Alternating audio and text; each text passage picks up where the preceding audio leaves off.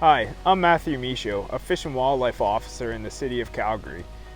In Calgary, you can expect to see all kinds of wildlife.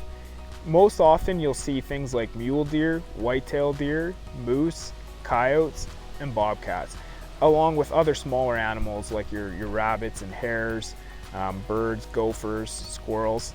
With the city being so close to the wide open natural areas like the foothills of the Rocky Mountains, we do see lots of large wildlife wander into the fringes of the city.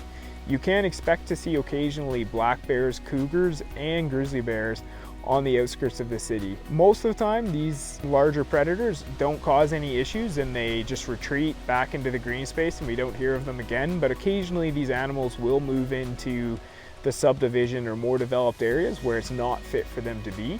And in those situations, that's when you want to report it to Fish and Wildlife. Anytime you encounter bears or large cats like cougars on the edge of the city or wandering through an area where they shouldn't be, so through the middle of a neighborhood or something, especially if it's in broad daylight, that's something that you can report to Fish and Wildlife so that we can make an assessment on whether or not that animal needs to be relocated and to determine if there is any risk to public safety. You can expect to see quite often moose and deer and coyotes and bobcats in and around most of the communities in the city.